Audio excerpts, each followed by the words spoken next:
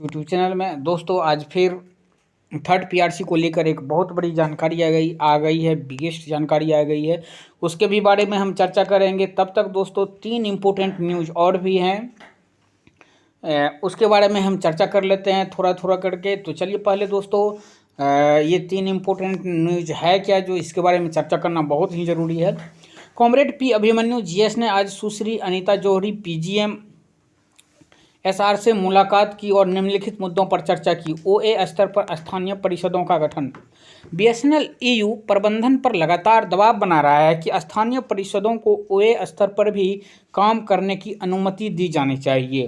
कुछ सर्किलों में स्थानीय परिषदें ओए स्तर पर कार्य कर रही है, जबकि कुछ अन्य सर्किलों में ओए स्तर पर स्थानीय परिषदों का गठन नहीं किया जा रहा है।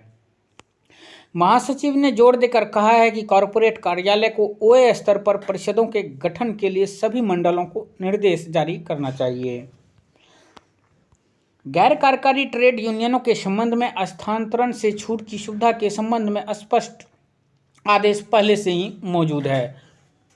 हालांकि कॉरपोरेट कार्यालय द्वारा हाल ही में कुछ निर्देश जारी किए गए हैं, जिनमें कार्यकारी संघों के संबंध में जारी किए गए निर्देशों को मिश्रित किया गया है। जीएस बीएसएनएल ईयू ने मांग की है कि भ्रम को दूर करने के लिए कॉरपोरेट कार्यालय द्वारा आवश्यक स्पष्टीकरण जारी किया जाना चाहिए।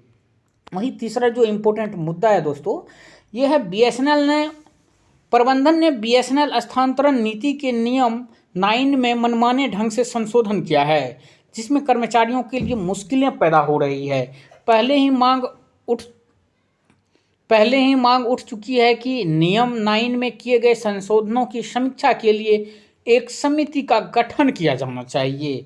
पिछली राष्ट्रीय परिषद की बैठक में प्रबंधन पक्ष ने समिति के गठन पर सहमति व्यक्त की थी, हालांकि अब तक इनका गठन नहीं किया गया है। महासचिव ने मांगा है कि इस कमेटी का गठन अविलंब किया जाए। पीजीएम एसआर ने आश्वासन दिया है कि उपरोक्त सभी मुद्दों पर आवश्यक कार्रवाई की जाएगी। तो जो रूल 9 था उसके लिए एक बहुत ही इंपॉर्टेंट खबर था। अब जो है दोस्तों हम थर्ड पीआरसी को लेकर बात करेंगे। ये जो अभी का ज्वलंत मुद्दा है, जो बहुत ही बीएसएनएल कर्मचारियों के लिए यह आशान्वित मुद्दा है। एयूएबी की आज नई दिल्ली में बैठक है। यह एक मिश्रित बैठक थी, आंशिक रूप से भौतिक और आंशिक रूप से ऑनलाइन बैठक थी।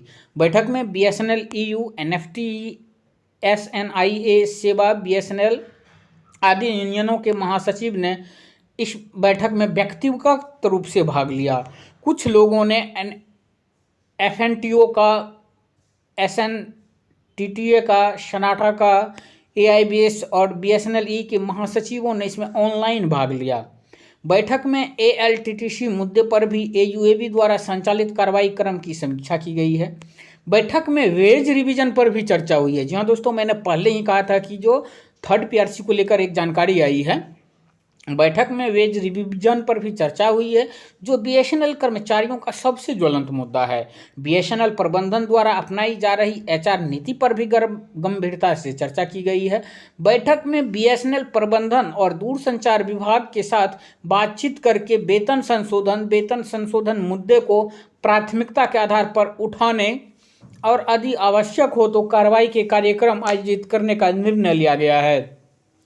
तो दोस्तों अभी जल्द ही थर्ड पीआरसी को लेकर सरकार कोई भी यानी डॉट जो है, अगर कोई भी कदम नहीं उठाता है तो जल्द ही बीएसएनएल यूनियन एक बहुत बड़ी कोई कार्रवाई करने की सोच रही है, कोई धरना प्रदर्शन करने की सोच रही है। मुझे उम्मीद है जल्द से जल्द सरकार आप लोगों की बात सुने। धन्यवाद।